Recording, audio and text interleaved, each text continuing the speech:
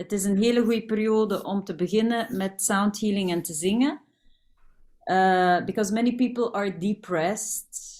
And the opposite of depressed is express yourself. Er zijn heel veel mensen die in depressie geraken deze dagen. Dat is zo'n beetje tijd van het vallen van blad, zo weet je. En in plaats van naar de depressie, gaan we naar de expressie. Superbelangrijk. En we komen, de 24e hebben we de eclipse. De 24th, we have the eclipse season again. Dus dat gaat een heftige worden. Oh my god, wat een mooi beeld, Kathleen Martens. En zo'n grote poes. Sekmet is aanwezig. Dat is fantastisch. Kijk dat. Dan mag je ook, Debbie, ga ik even muten. Ja, dan voilà. Ik denk dat de meeste mensen, Vanessa, ik weet niet welke Vanessa het is, maar de meeste mensen kennen mij al. Dus most of the people, I think you know me, and I don't know because I will put the chat box on too, so that I know when I have to speak English or not. Ik zou eigenlijk graag weten of ik Engels moet praten of niet. Nee, ik ga d'office gewoon vertalen. D'office. Want er zijn ook mensen die vandaag er niet konden zijn. Ze hebben zich wel ingeschreven. Dus we gaan proberen te zien dat we dit hier ook kunnen recorden. En dan achteraf op de websites zetten. So we will make sure that we can record this stuff. And then I will put it later on the website. Okay? So we will start. We gaan beginnen. First of all, I've been working with my voice for over 30 years now. Het is al gedurende 30 jaar dat ik met mijn stem werk. 30 years as a sound healer. Al 30 jaar als sound healer. Sound healing, it means that I use my voice to heal my body and to heal my emotional body, to heal my physical body and my psyche. Dus eigenlijk my mental body and spiritual body. You can work on your 4 bodies with your own voice. Eigenlijk kun je op jouw lichaam werken. Dus sound healing betekent eigenlijk dat je met je eigen stemgeluid jezelf gaat genezen. Op de 4 niveaus. Op het fysieke vlak, op het mentale vlak, het emotionele vlak en het spirituele vlak. It is, in fact, it's a very old tool that they used in old Egypt. They used it in the olden times, and they are still using it in indigenous cultures. It's a very important tool because it's a medicine we always have in our pocket. Het is een van de oudste medicijnen die we hebben, is onze eigen stem. En het werd gebruikt in de oude culturen van Egypte, het werd gebruikt in de oude culturen van Griekenland. Dat zijn de culturen die we eigenlijk nog dichtst bij ons staan. Maar het wordt nog dagelijks gebruikt in alle indigenous cultures, in de aardgebonden volkeren. En it's already more than 30 years that I do the investigation about sound and the healing effects of sound. What is very important for me. Dus al gedurende meer dan 30 jaar ben ik op onderzoek geweest over heel de wereld. Om te zien wat geluid doet en wat de helende effecten zijn van geluid. En daarvoor wou ik, omdat ik zoveel vragen krijg van wat doe jij eigenlijk? Wat betekent dat sound healing? I got many questions that they ask me, what is it what you do? What is sound healing? What does it mean? Can I taste it? And of course you can taste it. And you already tasted it. Without knowing, you were using your voice for healing. And the first sound healing that we know is our mom, our mother, or grandmother. Sometimes when she soothes a baby, she will hum. And that's the first one, is the humming, is the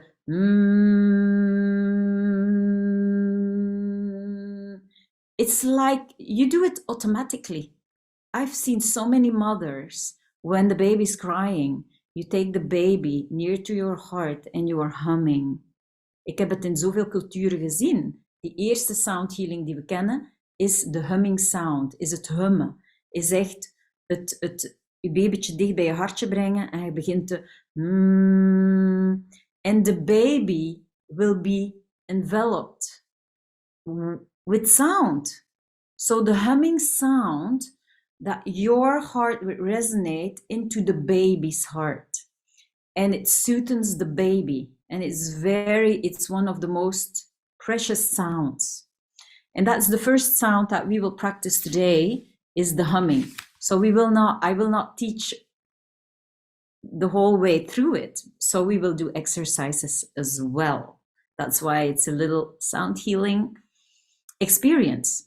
Dus ik ga niet heel de tijd lesgeven, maar we gaan ook in de ervaring stappen en we gaan voelen wat sound eigenlijk doet. Oké?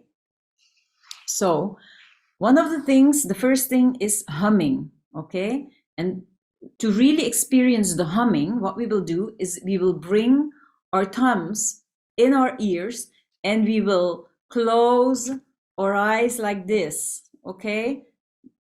We close the eyes like this, and you will slightly press in your ears, okay?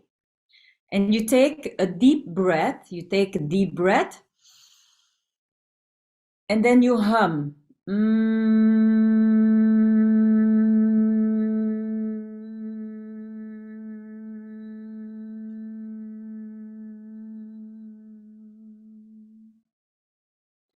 Everybody understand that? Is iedereen begrijpt het?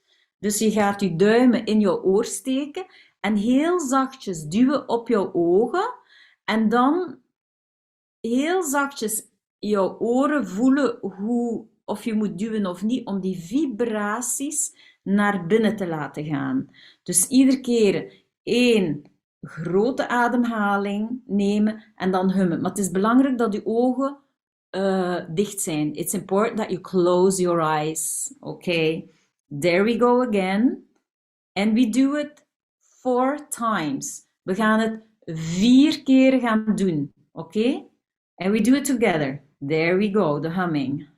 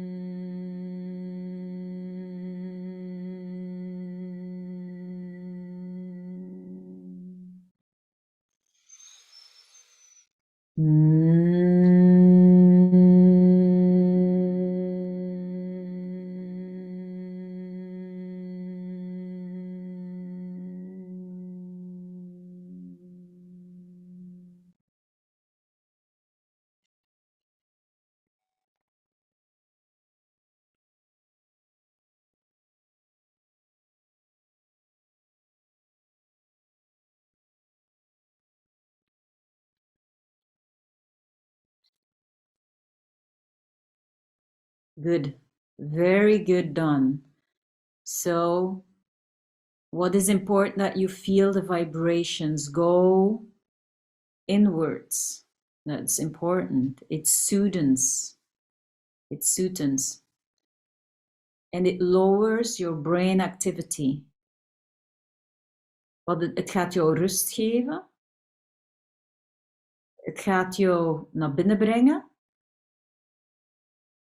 En het gaat jouw hersenactiviteit naar beneden brengen. En humming is iets wat je eigenlijk dagelijks zou kunnen doen om jou in deze tijden van moeilijkheden om je terug te gaan centeren. So this is a very, very easy technique that you can use every day to center yourself, to really calm your mind. It calms your mind. It promotes alertness and clarity. Het gaat jou helpen om de dingen klaarder te zien en helder te zijn. Zeker in deze periode van chaos die eraan komt met de eclipse, is het goed om deze tool te gebruiken. It's a very good tool to use it in these times of chaos. It stimulates the vestibular system. Het stimuleert het vestibulair systeem ook. Dat is ons evenwicht. It's very important to be in balance. It regulates your breathing, because then you focus on your breathing. Every time you breathe and then you hum. And in the first phase, it's good to do it with your thumbs so you can feel the vibrations. En het is belangrijk om het te doen met je duim, je handen, omdat je de vibraties voelt. And these vibrations, it calms the nervous system. Het kalmeert ook jouw zenuwen, zeg maar. Ook jouw bloeddruk gaat verlagen. It lowers your blood pressure as well. So it's only the humming is one of the first techniques that we can use in our daily lives, in fact. Then we have another technique in the sound healing. And of course, when I give trainings, we go deeper and deeper into the details and into the experiences of everything. En natuurlijk, in de sound healing trainings die ik geef, of de opleiding, gaan we iedere keer dieper en dieper in het gevoel en in het geluid om het echt op een professionele manier te gebruiken voor onszelf en ook op andere mensen. Because in the sound healing for professionals is the training, we really learn to practice it on ourselves and our other bodies, of course. Now we will practice it on our own body, okay? The humming is very beneficial for children as well. Humming is heel goed ook dat kinderen het leren om te hummen, okay?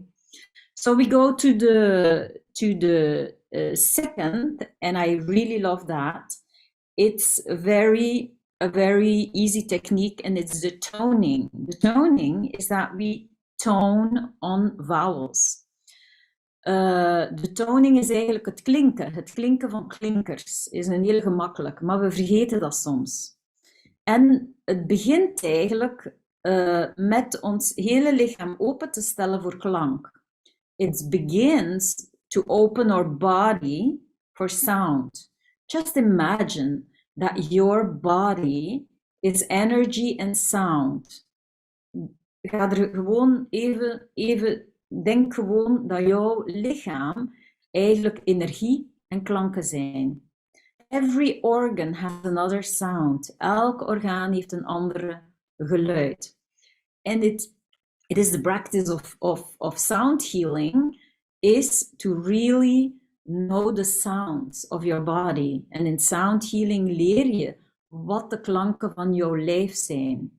Some people, when they have emotional stress, sommige mensen in emotionele stress gaan bepaalde klanken al niet meer kunnen uiten.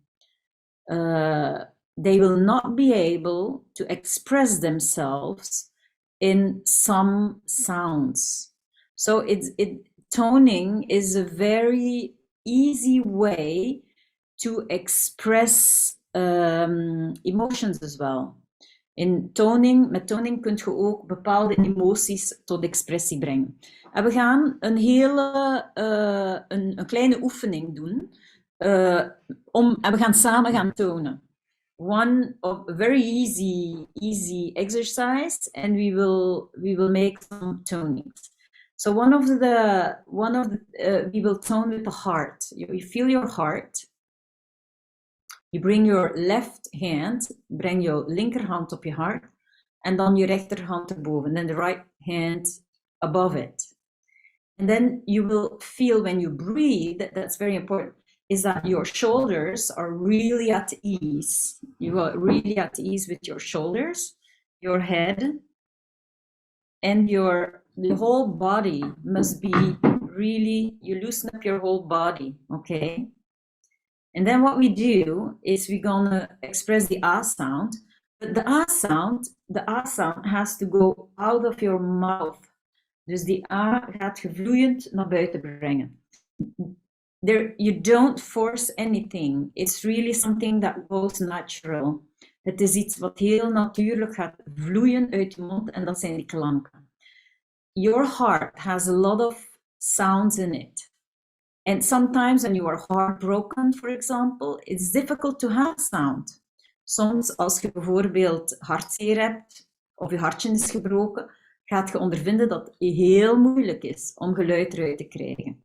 En toch is het belangrijk dat alle geluiden die geklemd zijn in ons lichaam, dat die naar buiten kunnen komen. It's very important that every sound who is crystallized in our heart needs to go out.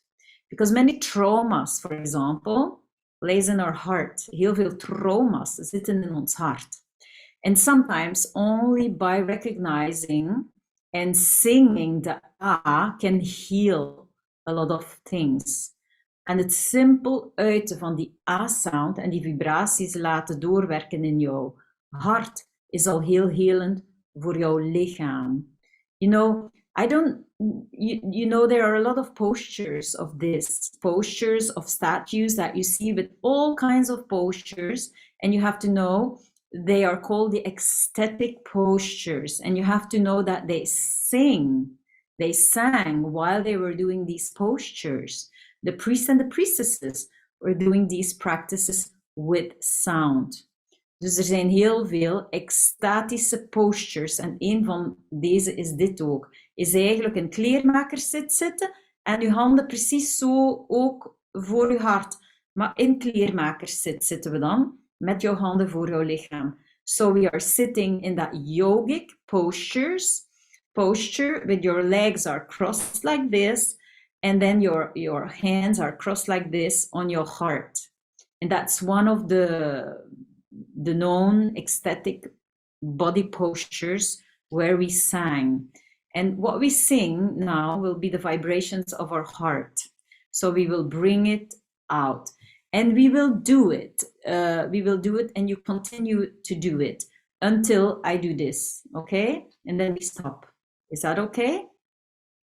So you will sing with me and you will hear my voice singing as well.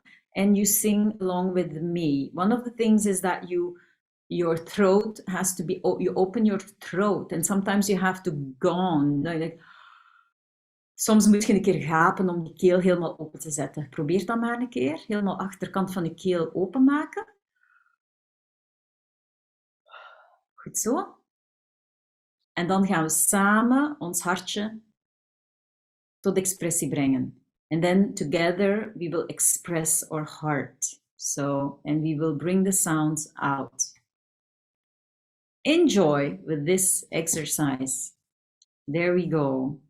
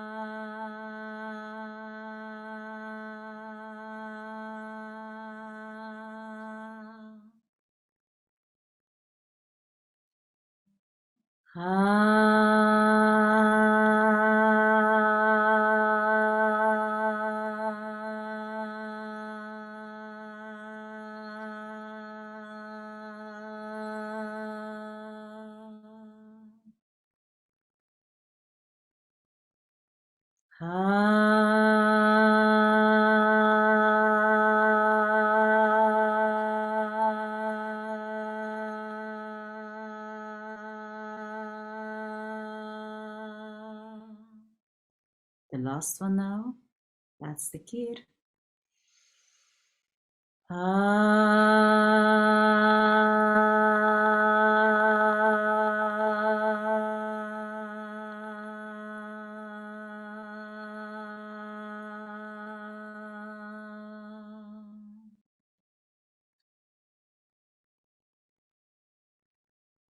And we breathe normally and we close our eyes for just a few moments to feel what happens in our body.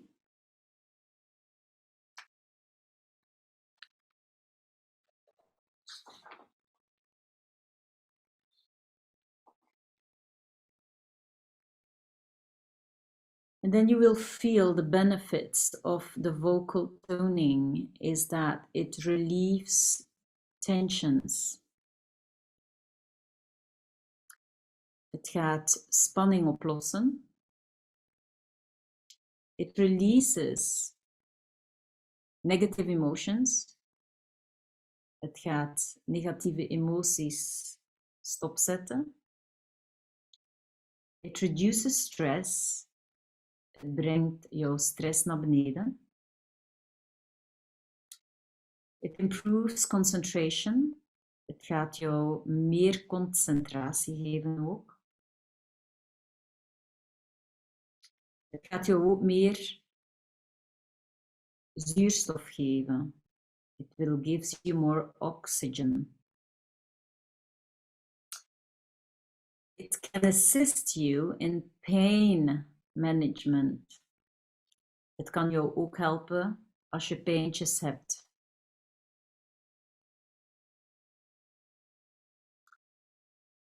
En wat het ook gaat doen, is jouw stem versterken. It can strengthen your voice as well. And these toning techniques are very, very, very ancient. Deze technieken om alleen maar te klinken zijn eigenlijk heel oud, maar we vergeten het. Eigenlijk is het zo simpel. En het is belangrijk dat we die af en toe gaan gebruiken ook. En dan een derde puntje is zuchten gewoon. Is gewoon het zuchttaal. We vergeten dat. One of the most really simple things is to sigh. It's like, Do it again. Doe maar mee. Ga een keer een goede zucht doen. It brings you back in your body. Het brengt u terug in je lichaam. Gewoon even. Het is een opluchting. It's a relief. And it's sigh to sigh. Sometimes you can use it in, I know managers who use it during meetings. Like, sometimes when there is too much stress, als er te veel stress is, dan gaat je een keer wat zuchten. Then you just do. And it's really so easy. Sometimes we forget. So the fourth point is what I love is the open singing. Open singing, het open zingen. Het open zingen van bepaalde delen in je lichaam. En dan gaan we ineens ook de oefeningen doen. En dat zijn ook allemaal oefeningen waar we eigenlijk in de Sound Healing Training dieper op ingaan, met heel veel aspecten ook. Gelijk de ecstatic postures, daar zijn honderden postures voor, die ons ook in bepaalde staten brengen, ook in trance brengen. Dus bepaalde postures, we hebben nu 1 posture gedaan, maar je moet ook weten, in de opleidingen krijgen we heel veel postures waarbij we zingen en die ons ook in trance kan brengen. Want sound healing, eigenlijk met het gebruik van onze eigen stem, kunnen we heel veel dingen doen. Maar ik ga later daarop terugkomen. We zitten nu in het 4e puntje en dat is open singing to break open blockages. Het is eigenlijk om het openmaken van blokkades. Als er gekristalliseerde energie in ons lichaam zit, kunnen we dit open gaan zingen. Oké? Dan gaat je heel even na in jouw lichaam waar je spanning voelt. Of waar je altijd problemen hebt in je leven. Iedereen heeft zo'n domein in het lichaam die wat meer gespannen is. Dus je pakt even waar jij de spanning voelt. You just will focus on one particular area in your body where you feel tension. And then you will take that area. You just close your eyes and you take that area where often you have some tensions. En je neemt dat bepaald gebied in je lichaam waar je soms spanning voelt. En je gaat dit inademen. And you will breathe it in, and we will do it together. And then you will bring it out with your voice. You open your mouth, and automatically you let the energy flow out of your mouth. Dus wat we doen, we ademen dat stuk spanning in, en we laten het via de mond naar buiten gaan. We release with ease, always with ease. Never force your voice. Altijd met zachte gemak dat gaan uiten. Oké? Daar gaan we. You take that particular area in your body. And then you breathe it in. Je gaat het inademen. And then you release with your voice. There we go.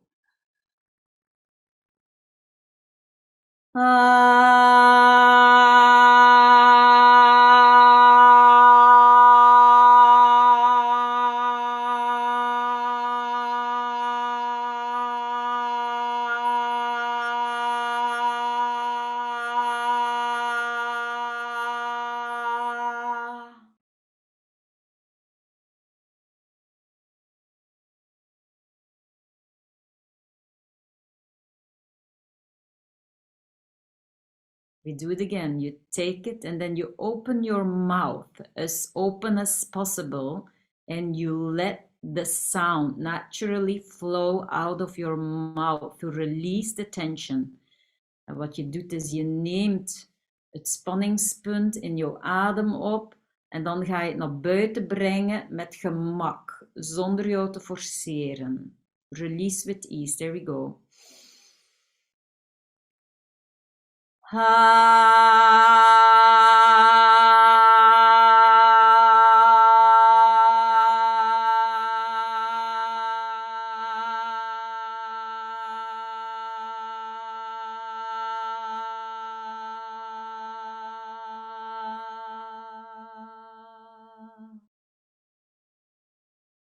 Very nice. And we will do that again. Je breathe it in. We gaan het nog eens doen. Je ademt het in.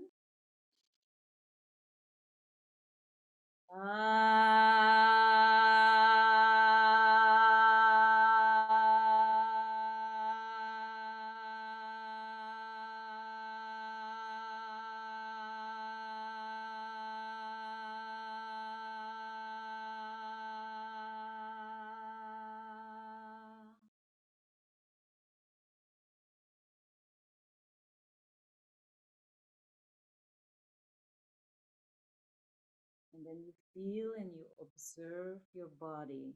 En dan voel je je lichaam en je gaat het observeren. Je bekijkt het.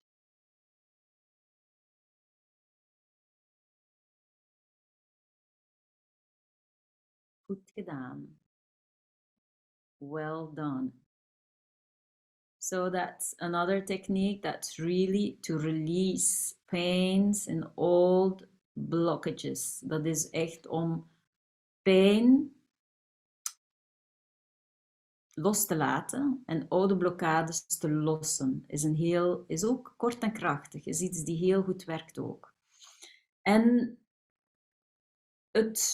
dan hebben we eigenlijk het vijfde puntje die ook altijd aan bod komt in sound healing, zijn mantra's. Dat kennen jullie al. En we hebben verschillende soorten mantra's. We hebben zelfs Keltische mantra's.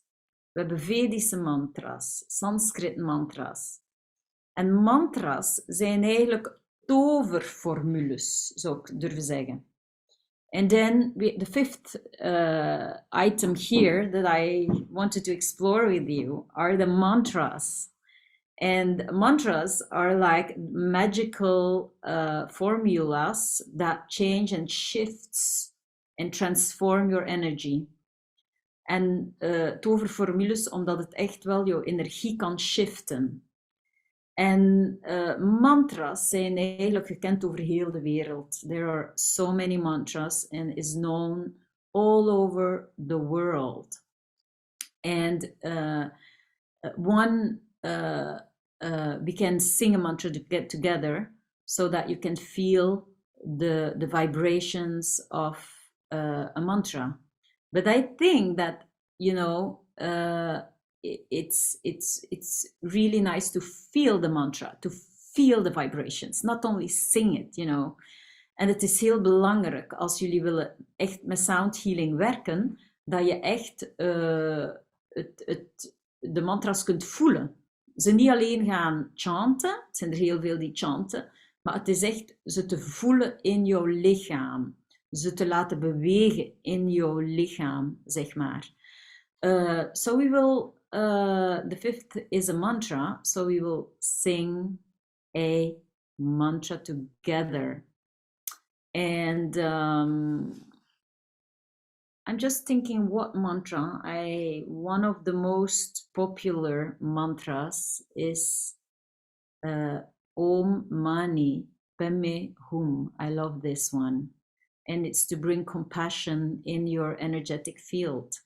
En we gaan de Om Mani Padme Hum gaan zingen om de compassie, de mededogen in jouw vibratoire veld te brengen. And I think this is one of the very good mantras for this period as well. Ik denk dat het een hele goede mantra is voor deze periode om ons mededogen te gaan oefenen. It's very good to really practice your compassion. It's so important because there are so many frustrations around us, so many emotions that will arise with this eclipse. Er zijn zoveel emoties die ook met deze eclipse, want deze video wordt opgenomen tijdens de eclipseperiode, de 24e vallen we er boenken in. So, you know, and you can use it in every period. It's really to strengthen your compassion. Het is echt om jouw mededogen aan te sterken. It is written like Om Mani Padme Hum is the same. So het is geschreven als Om Mani Padme Hum, but the pronunciation is different. The pronunciation of Padme is Pemme, oké? De uitspraak is niet Padme, maar Pemme. Okay, that's the very old Vedic mantra. Okay, and let's sing that Vedic mantra. And I didn't use my harmonicum specially so that you can feel the vibrations. Otherwise, you will feel the vibrations of the harmonium or an instrument. But it's very important to feel the vibrations of your voice in your body.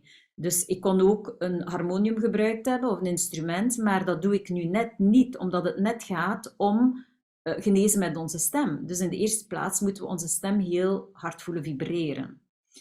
In my trainings, I focus on voice. In mijn opleiding ga ik altijd focussen op stemgeluid.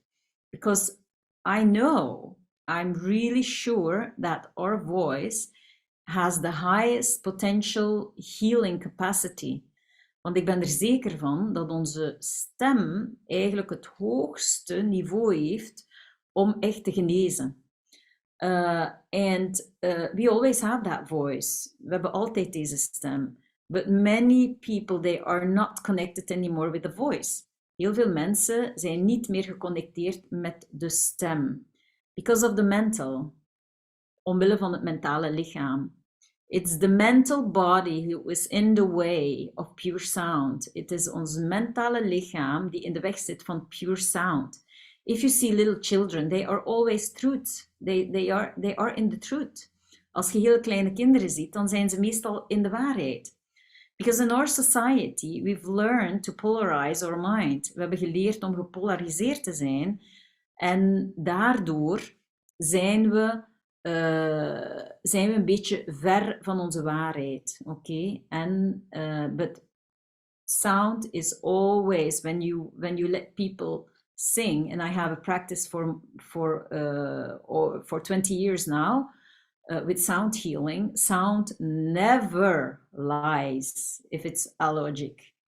Dus ik heb nu een praktijk van 20 jaar met sound healing en ik moet zeggen dat klanken, als ik mensen klanken laat maken op een allogische manier, dat nooit liegt. You can solve problems that are hundreds and thousands years with sound. Je kunt problemen oplossen van 100 en duizenden jaren ver met geluid. Omdat alles zit in het geluid. Want als je kijkt naar jouw voorouders, heel vaak zitten al die sounds in jouw stem eigenlijk al van je voorouders, een soort van blueprint. Blauwdruk. In your voice, in your sound, there is a lot of your ancestors also, because these sounds, it's like a blueprint that you have is your own voice. And it's unique. Your voice is unique. Onze stem is echt iets unieks. But in every voice, you can hear all the traumas, all the past. You can hear all the emotions. You can hear so many things in a voice. Je kunt niet geloven wat je allemaal in een stem kunt vinden en horen als je goed luistert. So, mantra means that you go out of your mind and you go into your heart. Mantra is echt het woord zelf. Betekent eigenlijk dat je uit je mind gaat en in je hart gaat gaan. So when we sing the mantra, it's really nice to bring all the attention in your heart. You bring your attention in your heart again. And so we will go in a state of gratitude before we sing. En voordat we de mantras gaan zingen, ga je in een soort van staat van dankbaarheid.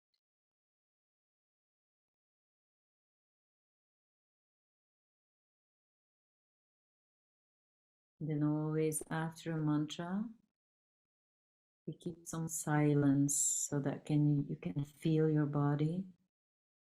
Na het zingen van de mantra hebben we altijd een stilte, zodanig dat je de mantra kunt laten verder sussen, zeg maar, zinderen.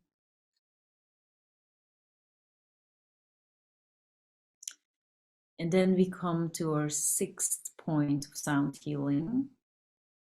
And the sixth point is that we can travel on our sound into other dimensions. Wij kunnen via onze klank eigenlijk ook gaan reizen in andere dimensies. And this is more for the fourth year. So we have 4 modules, in fact. In earlier times, the sound healing, we did it in 4 years. Now we do it in 4 weeks, because the weeks are more intensive. Wat we vroeger deden, we gingen 4 jaar besteden om als sound healer, om de opleiding te doen. Maar nu hebben we het gebracht naar 4 weken, waar je intensief eigenlijk met klank bezig bent en dat werkt beter. Dus de 4e week, daar gaan we echt wel gaan reizen op het geluid. And this is a technique from the indigenous cultures. This I've learned in Lakota, I've learned in South America, I've learned with the Aboriginals, I've learned it with all over the world. They still use this technique. Dus het is een techniek die wordt gebruikt in aardgebonden culturen, native culturen, om echt in die verschillende dimensies te gaan. En het is een hele bijzondere, het is gelijk een journey dat je maakt. Het is een soort van reis dat je maakt. It's a journey you make, in fact. And it's a really, really nice technique as well. But first of all, for a safe travel, it's very good to have the basic knowledge. And it's always in the first week that we have the knowledge of ourselves. How does our body works? What are the sounds of my body? And how can I heal my own body? That's the first module. De eerste week is altijd waar we know thyself toepassen. Ons eigen lichaam, onze klanken van verschillende delen van ons lichaam, van de 4 niveaus. Mentaal niveau, fysiek niveau, emotioneel niveau, spiritueel niveau. Om dat eigenlijk te kennen is eigenlijk super belangrijk. Om dan in de 2e week te werken op andere mensen. The second week we work on other bodies, on each other. It's so important to use your voice as a healing tool for your children or for other persons or your clients. Het is in de 2e week dat we leren om echt op andere mensen te gaan zingen, want je kan jouw stem letterlijk gebruiken om op andere mensen te zingen ook. Om gedeeltes, of het nu fysiek is of emotioneel of mentaal, om genezing binnen te brengen. En Emoto, ik weet niet of dat jullie dokter Emoto kennen. If you know Masaru Emoto, I don't know if you know, Masaru Emoto is the doctor, scientist, who really did research on water. If you bring intentions into the water, that the water transforms itself. Als we bepaalde intenties gaan focussen en brengen in water, gaat het water veranderen van structuur zelfs. And our bodies are more than 70% water. Onze lichamen zijn meer dan 70% water. So we can modify, we can transform with sound. We kunnen transformeren door geluid. And it's important to know. And know that sound is so important, even in your house. What sounds do you have in your house? Are they have they healing effect or have they a destruction effect? Het geluid in jouw huis ook. Heb je geluiden die healing zijn, genezend zijn, of heb je ook distortion? Of heb je ook geluiden die echt wel storend zijn? Because you have to know that you can become sick. And I have patients in my practice that became sick of distortion of sound in the house. Ik ken mensen in mijn praktijk die ziek geworden zijn door storende geluiden in hun huis. It can be an old fridge, for example. Het kan zelfs een oude frigo zijn die zoomt. So be conscious what sound can do. In the sound healing training, in the 3rd year, what we do is the sacred geometrics of sound. It's alchemy. In het 3e jaar leren we over de alchemie van geluid.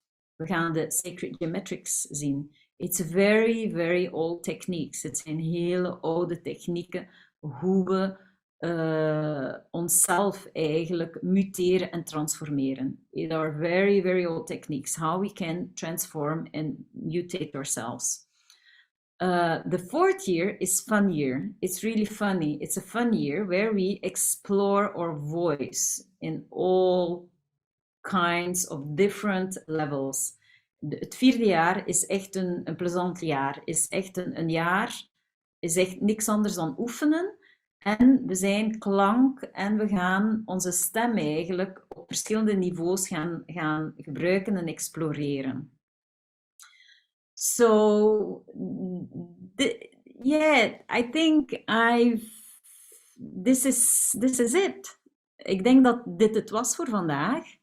And I'm just wondering if there are questions. Als er vragen zijn, dan kunnen jullie zeker vragen stellen. Ik ga een keer kijken in de chat, because I see there are chat messages. Perfect, nice. That's great. Thank you. You can... Perfect, perfect, perfect. Thank you, thank you, thank you for the little chats that I just wrote. Are there any other questions? You can put the sound on, Wendy. Wendy, je mocht het geluid aandoen, zodanig dat ik mensen kan horen als er mensen vragen hebben. Thank you. Or do I have to ask it myself here? Wanneer dat het doorgaat? Ah, ja. Ik ga je dat direct zeggen, want ik ga heel even moeten er gaat een nieuw jaar. Ik ga kijken hier eens en ik ga het posten in de chat. Ga jij het posten in de chat? Dank u. Ah, fantastisch. Kijk, Debbie zal het posten in de chat. Het gaat door al vanaf volgend jaar. Gaat er een nieuwe sound healing van start. There's a new sound healing who will start, and it's every time a week. So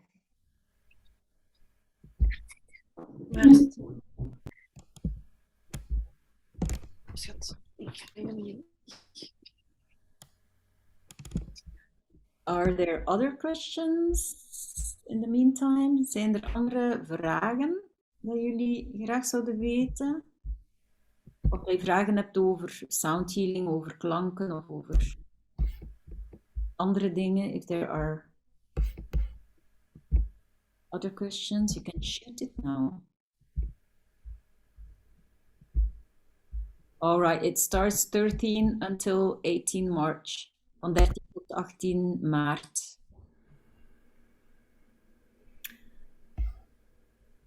Dank u, Stefanie. Stefanie heeft al de 3 jaar gedaan. Dank u, dank u.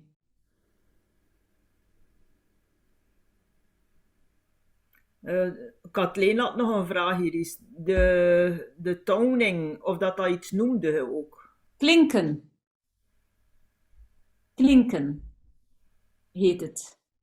Je kan het klinken noemen in het Nederlands. So in the Dutch language we say toning is klinken.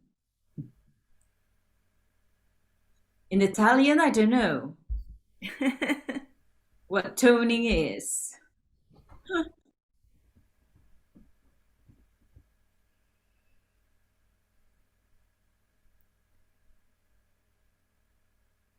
No questions anymore. That's okay. Great. And I have one day that, there are the 2nd of December, I still have 1 day of sound healing on my program. So it's the 2nd December. De 2e december heb ik nog sound healing op het programma staan. 1 dagje sound healen. En dan de 3e en de 4e hebben we de Icaro's. Dat zijn 2 Shipibo elders. Die gaan komen hier naar Butterfly Circles. En daar gaan ze ook de Icaro's toepassen. Dat zijn de heilige gezangen. So just a little promo. It's also about sound healing. The 2nd December, I have a workshop in my home. It's really a day of sound healing with different techniques. And the 3rd and the 4th, we have 2 Shipibo elders. It's a healing couple. It's a Jan and Tin who's coming here to Butterfly Circles with their Icaros, and these are the chants from the jungle, in fact, South America and Peru, where they sing their holy songs, their healing songs on the body. So, yes. So there will be a traveling as well that I will do in Egypt to really explore sound healing in temples and stuff. But that will be next year. You will see it on the website, but it's not programmed yet. But the dates will come very soon, so you know that. But all the dates are already on the website. So just go on the group, go on the professional things, and then you will see the sound healing. Opleiding, training, and then you click on that button. Dus je gaat op de website en je gaat naar de groepen of je gaat naar de professionals en daar gaat je sound healing opleiding zien en daar klikt je op en dan gaat je nog eens alle uitleg zien daarbij. Ik heb de links gedeeld in de chat. Oh, dankjewel Debbie. Super, super. Dankjewel. Oké, dat was het dan voor vandaag. That was it for today. I hope you have a really nice evening and a very good sweet dream night. En ik hoop dat je mooie dromen hebt. En dank jullie wel om te komen in elk geval. En ik zal er waren heel veel inschrijvingen, we hadden meer dan 50 inschrijvingen. Ik denk zelfs 80. Ik ga het ook nog eens posten. Als de kwaliteit oké is, dan kunnen we ze posten op de website bij gratis. Then we will post these exercises on the